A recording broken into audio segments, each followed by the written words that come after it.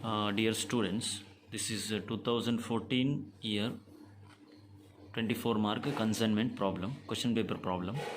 Arun Furniture Mart of Mangalore consigned to Aparna Furniture Mart of Sulya 100 tables, total quantity of goods 100 tables costing rupees 250 each, cost price, at a pro forma invoice price which is 20% above cost. So proforma invoice price ಡೈರೆಕ್ಟಾಗಿ ಹೇಳಿಲ್ಲ, ಅವ್ರು ಹೇಳಿದ್ದಾರೆ 20% above cost, which means 250 into 120%, ಹಾಗೆ ಮಾಡ್ಬೋದು. 250 into 120%, that comes 300 is a invoice price.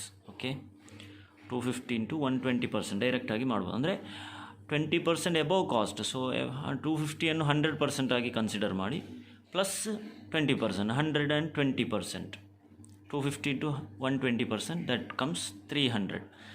ಈಸಿಯಾಗಿ ಡೈರೆಕ್ಟಾಗಿ ಮಾಡಿದರೆ ಹಾಗೆ 250 to 120%. ಸೊ ಇನ್ವಾಯ್ಸ್ ಪ್ರೈಸ್ ನಮಗೆ 300 ಇಲ್ಲಿ ಸಿಗ್ತದೆ.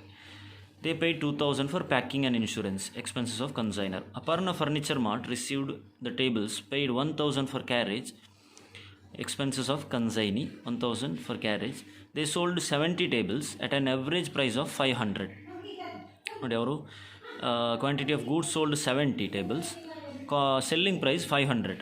ಇಲ್ಲಿ ನೀವು ಗಮನಿಸಬೇಕಾದ್ದು 250 ಈಸ್ ಎ ಕಾಸ್ಟ್ ಪ್ರೈಸ್ ಒಂದು ಟೇಬಲ್ನ, ಇನ್ವಾಯ್ಸ್ ಪ್ರೈಸ್ ಬಂದುಬಿಟ್ಟು 300. ಇನ್ವಾಯ್ಸ್ ಪ್ರೈಸ್ ಅಂದರೆ ಆ ಟೇಬಲ್ ಮಾರಾಟ ಮಾಡಬಹುದಾದ ಪ್ರೈಸ್, ಎಷ್ಟಕ್ಕೆ ಮಾರಾಟ ಮಾಡಬಹುದು, ಆ ಒಂದು ಮಾರ್ಜಿನ್ ಇಟ್ಟು ಮಾರಾಟ ಮಾಡೋ, ಲಾಭ ಇಟ್ಟು ಮಾರಾಟ ಮಾಡೋ price invoice price. But they sold for 500, ಜಾಸ್ತಿಗೆ ಮಾರಾಟ ಮಾಡಿದ್ದಾರೆ.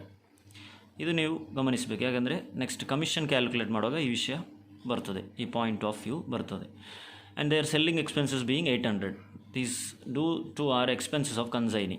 1000 for carriage, that is carriage ಅಂದರೆ non recurring expenses, 800 selling expenses. They remitted the balance by a bank draft after deducting their expenses and commission on sales which was fixed at. ಈ ಪ್ರಾಬ್ಲಮಲ್ಲಿರೋ ವಿಶೇಷತೆ ಏನಂದರೆ ಇದು ಕಮಿಷನ್ನ calculation. ಕಮಿಷನನ್ನು ಎರಡು ರೀತಿಯಲ್ಲಿ ಅವರು ವಿಭಾಗಿಸಿ ಕೊಟ್ಟಿದ್ದಾರೆ. ಒಂದು 10% ಆನ್ ದ ಇನ್ವಾಯ್ಸ್ ಪ್ರೈಸ್, ಅಂದರೆ which is a normal commission. ಇದು normal commission. 10% on invoice price, that is a normal commission. B 20% of the amount realized in excess of the invoice price. 20% of the amount realized in excess of invoice price. ಈ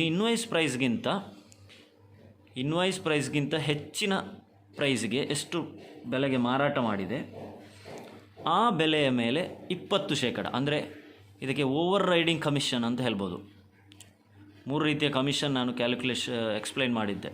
normal commission, ordinary, that is ordinary commission, ಆಮೇಲೆ del credit commission, and ಇದು ಬಂದುಬಿಟ್ಟು overriding commission, ಅಂದರೆ extra ಅಮೌಂಟಿಗೆ sale ಮಾಡಿದ್ದಕ್ಕೆ ಕೊಟ್ಟಂತಹ extra commission. ಇಲ್ಲಿ ನೋಡಿ, amount realised in excess of invoice price, ಅದು ಕೂಡ ಕ್ಯಾಲ್ಕುಲೇಟ್ ಮಾಡಬೇಕಾದ ವಿಷಯ. ನೋಡಿ, in excess of invoice price ಅಂತ ಹೇಳಿದ್ದಾರೆ. ಇನ್ವಾಯ್ಸ್ ಪ್ರೈಸ್ ಬಂದುಬಿಟ್ಟು 300 ಅಲ್ವಾ. 250 ಇಸ್ ದ ಕಾಸ್ಟ್ ಪ್ರೈಸ್, ಅದರ 120% ನಾವು ಮಾಡಿದಾಗ 300 ಬಂತು. This is a invoice price. ಈಗ amount realised in excess of invoice price ಅಂತ ಹೇಳಿದರೆ ಎಷ್ಟಕ್ಕೆ ಮಾರಾಟ ಮಾಡಿದ್ದಾರೆ, ಸೆಲ್ಲಿಂಗ್ ಪ್ರೈಸ್ ಬಂದುಬಿಟ್ಟು 500 ಅಲ್ವಾ, less invoice price 300. So 200 excess amount, this is the amount realised, ಅಥವಾ ಈ amount realised in excess of invoice price ಬಂದುಬಿಟ್ಟು 200. ಅಂದರೆ 300ಗೆ ಮಾರಾಟ ಆಗಬೇಕಾದ ಟೇಬಲ್ 500ಗೆ ಮಾರಾಟ ಆದಾಗ 200 ರೂಪಾಯಿ ಹೆಚ್ಚಿನ ಬೆಲೆಗೆ ಮಾರಾಟ ಮಾಡಿದ್ದಾನೆ ಅಪರ್ಣ ಫರ್ನಿಚರ್ ಅಥವಾ consignee.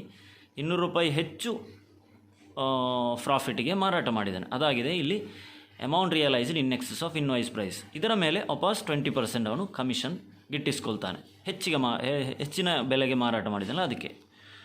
So rest R prepare ಮಾಡಲಿಕ್ಕೆ ಹೇಳಿದ್ದಾರೆ. Consignment account, Aparna consignee account, goods and turn consignment account, and also prepare Arun furniture mart in the books of Aparna furniture mart. ನೋಡಿ, ಫಸ್ಟಿಗೆ calculation of commission payable to consignee. First working note ಇದರಲ್ಲಿ ಕಮಿಷನನ್ನು calculate ಮಾಡಬೇಕು, ಯಾಕಂದರೆ ಎರಡು ರೀತಿಯಲ್ಲಿ ಕೊಟ್ಟಿದ್ದಾರೆ. ಒಂದು 10% ಆನ್ ದ ಇನ್ವಾಯ್ಸ್ ಪ್ರೈಸ್, ನಾನು ಹೇಳಿದಲ್ಲ 10% ಆನ್ ಇನ್ವಾಯ್ಸ್ ಪ್ರೈಸ್.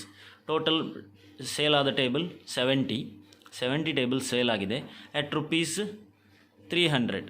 ಯಾಕೆ ಇಲ್ಲಿ 300 ಮಾಡಿದಂದರೆ ನಾರ್ಮಲ್ ಪ್ರೈಸಲ್ಲಿ, ನಾರ್ಮಲ್ ಇನ್ವಾಯ್ಸ್ ಪ್ರೈಸ್ಗೆ ಮಾರಾಟ ಮಾಡಿದ್ದಕ್ಕೆ ಅವನಿಗೆ ಸಿಗುವ ಕಮಿಷನ್ ಇದು, ಆಯಿತಾ. ಇಲ್ಲಿ ಹೇಳಿದಾರಲ್ಲ ಫಸ್ಟ್ ಪಾಯಿಂಟ್ ಇದು 10% on the invoice price. So invoice ಪ್ರೈಸಲ್ಲಿ ಅವನಿಗೆ ಎಷ್ಟು ಕಮಿಷನ್ ಸಿಗ್ತದೆ ಅಂತ ಫಸ್ಟ್ ಕ್ಯಾಲ್ಕುಲೇಟ್ ಮಾಡುವುದು. 10% on the invoice price 70 tables into 300 21,000 into 10%. ಇಲ್ಲಿ ಅವನಿಗೆ ಕಮಿಷನ್ 10% ಅಲ್ವಾ, 2,100. ಸೊ ಇನ್ವಾಯ್ಸ್ ಪ್ರೈಸಲ್ಲಿ ಮಾರಾಟ ಮಾಡಿದ್ದಕ್ಕೆ ಅವನಿಗೆ ಸಿಕ್ಕಿದ ಕಮಿಷನ್ 2,100. ಇನ್ನು 20% in excess of amount realised, ನಾನೀಗ ಇಲ್ಲಿ ಕ್ಯಾಲ್ಕುಲೇಟ್ ಮಾಡಿದಲ್ಲ, in excess of amount realised, ಇದರ ಮೇಲೆ 20%. ಅದು ಯಾವ ರೀತಿ ಅಂತ ಹೇಳಿದರೆ, ಅಗೈನ್ 70 ಟೇಬಲ್ಸನ್ನು ಇಂಟು 200. ಈ 200 ಯಾವುದು ಅಂತ ನಾನು ಹೇಳಿದೆ, amount realised, this one excess amount realised, ಆಯಿತಾ. This is excess amount realized 200. So 70 tables into 200 is equal to 14,000. ಇಲ್ಲಿ 20% ಕಮಿಷನ್, ಇವರು ಹೇಳಿದ ಹಾಗೆ 20% commission. So that comes 2,800. So ಇವನಿಗೆ ಟೋಟಲ್ ಕಮಿಷನ್ 4,900. ಟೋಟಲ್ ಕಮಿಷನ್ ಬಂದುಬಿಟ್ಟು 4,900 ಕಮಿಷನ್ ರಿಸೀವ್ ಮಾಡ್ತಾನೆ. ಇದು ನಾರ್ಮಲ್ ಕಮಿಷನ್ ಅವನಿಗೆ ಸಿಕ್ಕಿದ್ದು, ಸಾಧಾರಣವಾಗಿ ಎಲ್ಲರಿಗೂ ಸಿಗುವ ಹಾಗೆ ಸಿಕ್ಕಿದ್ದು. ಇದು ಎಕ್ಸ್ಟ್ರಾ ಕಮಿಷನ್ ಸಿಕ್ಕಿದ್ದು, ಯಾಕೆಂದರೆ ಅವನು 300 ರೂಪಾಯಿಗೆ ಮಾರಾಟ ಮಾಡುವ ಟೇಬಲನ್ನು 500 ರೂಪಾಯಿಗೆ ಮಾರಾಟ ಮಾಡಿದ್ದಾನೆ. ಸೊ 300 ರೂಪಾಯಿಯ ಕಮಿಷನ್ ಬೇರೆ, 500 ರೂಪಾಯಿಗೆ ಮಾರಾಟ ಮಾಡಿದ್ದಕ್ಕೆ ಕಮಿಷನ್ ಬೇರೆ. ಇಲ್ಲಿ 500 ರೂಪಾಯಿ ಅಂತ ನೋಡಿ, 300 ಪ್ಲಸ್ 200 500 ರೂಪಾಯಿ ಆಯಿತು. ಟೋಟಲ್ 500 ರೂಪಾಯಿಯ ಕಮಿಷನ್ 4,900. ಇನ್ನು calculation of value of closing stock. ಇಲ್ಲಿ ಸ್ಟಾಕ್ ಇದ್ದದ್ದು 30, 100 ಟೇಬಲ್ಸಲ್ಲಿ 70 ಸೋಲ್ಡ್ ಆಗಿದೆ, 30 ಸ್ಟಾಕ್ ಇದೆ, ಯಾವುದೇ ಲಾಸ್ ಆಗಲಿಲ್ಲ. ಸೊ 30 ಟೇಬಲ್ಗೆ ಇಂಟು ಇನ್ವಾಯ್ಸ್ ಪ್ರೈಸ್ ಅಲ್ವಾ, ಇನ್ವಾಯ್ಸ್ ಪ್ರೈಸ್ 300. ಇಲ್ಲಿ ಯಾವತ್ತು ಇನ್ವಾಯ್ಸ್ ಪ್ರೈಸೇ ತೊಗೊಳ್ಬೇಕು. 30 into 300 9,000. Okay. Proportion non recurring expense of consignor 2,000 divided by total quantity of goods 100 into unsold goods 30 remaining goods. Next ಕನ್ಸೈನಿಗೆ ಕೂಡ ಇದೆ, ನಾನು ಒಂದು ಎಕ್ಸ್ಪೆನ್ಸ್ ಹೇಳಿದ್ದೆ, carriage. This is non recurring expenses, carriage, ಆಯಿತಾ. ಅದಕ್ಕೆ ನಾವು ಕ್ಯಾಲ್ಕುಲೇಟ್ ಮಾಡಲೇಬೇಕು. So consignee expenses non recurring, that is carriage 1,000 divided by 100 into 30 300. So total comes 9,900 is the value of closing stock. ಇದರಲ್ಲಿರೋ ವರ್ಕಿಂಗ್ ನೋಟ್ ಇಷ್ಟೇ ಇದಾಗಿದೆ. ಇಲ್ಲಿ special working note ಅಂತ ಹೇಳಿದರೆ ಎಕ್ಸ್ಟ್ರಾ ಆಗಿ ಈ ಥರ ಪ್ರಾಬ್ಲಮ್ಗಿಂತ ಹೆಚ್ಚಾಗಿ ಬಂದದ್ದು ಇದು ಕ್ಯಾಲ್ಕುಲೇಷನ್ ಆಫ್ ಕಮಿಷನ್. ಇದು ನಿಮಗೆ ಎಲ್ಲ ಪ್ರಾಬ್ಲಮಲ್ಲಿ ಬಂದಂತೆ. Next consignment account. 2 goods sent on consignment account on invoice price 100 into 300 30,000, ಆಯಿತಾ. 100 into 300 30,000. Next bank account. Expenses of consignor, packing and insurance 2,000, ಒಂದೇ ಎಕ್ಸ್ಪೆನ್ಸಸ್ ಇರುವಂಥದ್ದು. Next by Aparna furniture mart account. Expense of consignee carriage 1,000, selling expense 800 1,800. Next commission Aparna furniture mart account. Commission as per note, ನಾವು ನೋಟಲ್ಲಿ calculation working ನೋಟಲ್ಲೇ commission calculate ಮಾಡಿದ್ದೇವೆ, 4,900 commission. ಇನ್ನು credit ಸೈಡಿಗೆ ಬಂದಾಗ first sale proceeds by Aparna furniture mart 70 tables at rupees 500 each 35,000. Next by goods sent on consignment account. This is loading entry. ಇಲ್ಲಿ invoice price minus cost price ಮಾಡುವಂಥದ್ದು. Invoice price ಬಂದುಬಿಟ್ಟು 30,000, cost price ಎಷ್ಟು 250 ಒಂದು ಟೇಬಲ್ಗೆ, 100 ಟೇಬಲ್ಗೆ 25,000 ಅಲ್ವಾ. ಸೊ 100 ಟೇಬಲ್ಗೆ 25,000 ಆಗ್ತದೆ cost price.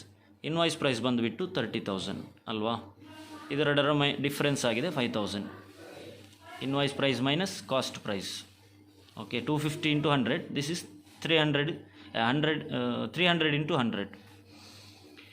So difference is 5,000. Next by consignment stock account as per note 9,900. Next ಇಲ್ಲಿ ಸ್ಟಾಕ್ ರಿಸರ್ವ್, ಇನ್ನೊಂದು loading entry. 2 stock reserve account. Unsold goods 30 into loading price. Loading price ಅಂದರೆ invoice price minus cost price. 300 minus 250 is equal to 50. So 30 into 50 that comes 1,500. Hope you are following. Okay, profit and loss account 9,700, both side total 49,900. Next consignees account, Aparna furniture mart account. ಇಲ್ಲಿ ಯಾವುದೇ bills receivable ಅಥವಾ bank ಯಾವುದೂ ಇಲ್ಲ, direct posting ಮಾಡುವಂಥದ್ದು. ಒಂದು by consignment expenses of consignee 1,800, ಇನ್ನೊಂದು by consignment commission of consignee commission 4,900, ಇನ್ನೊಂದು ಇಲ್ಲಿ to consignment that is sale proceeds ಅಲ್ವಾ, sale proceeds by Aparna furniture mart ಇದೆ. ಸೊ ಟು ಕನ್ಸೈನ್ಮೆಂಟು ಪೋಸ್ಟಿಂಗ್ ಮಾಡಿದ್ದು 35,000. ಬೈ ಬ್ಯಾಂಕ್ ಅಕೌಂಟ್ಗೆ final settlement 28,300. Next goods sent on consignment account ಮಾಡಲಿಕ್ಕೆ ಹೇಳಿದ್ದಾರೆ.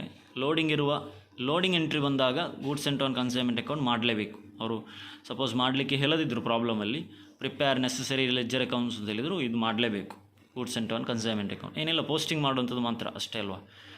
To goods sent on consignment account ಇತ್ತು, to ಇದ್ದದ್ದು by ಆಗ್ತದೆ, by consignment 30,000. ಇನ್ನು ಇಲ್ಲಿ ಬೈ ಇತ್ತು, by goods sent on consignment account, by ಇದ್ದದ್ದು 2 ಆಗ್ತದೆ, to consignment 5,000.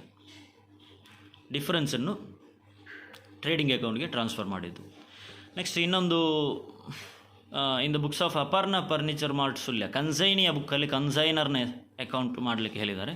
This is just to show simple, ಇದರದ್ದೇ ನಾವು ಕನ್ಸೈನಿ ಅಕೌಂಟ್ ಮಾಡಿದಲ್ಲ ಅದರ ವೈಸ್ ವರ್ಸ ಅಕೌಂಟ್ ಆಗಿರ್ತದೆ, ರಿಪ್ಲೈ ಅಕೌಂಟ್. ಸೊ ಒಂದು to bank account expenses of consignee ಎಕ್ಸ್ಪೆನ್ಸಸ್ಸನ್ನು ನೋಟ್ ಮಾಡುವಂಥದ್ದು. ಟು ಕಮಿಷನ್ ಕನ್ಸೈನಿಯ ಕಮಿಷನ್ ನೋಟ್ ಮಾಡುವಂಥದ್ದು 4,900. Next by bank account sale ಪ್ರೊಸೀಡ್ಸನ್ನು ನೋಟ್ ಮಾಡಿದಂಥದ್ದು 35,000. This is sale proceeds. Expense of consignee commission of consignee, this is final settlement.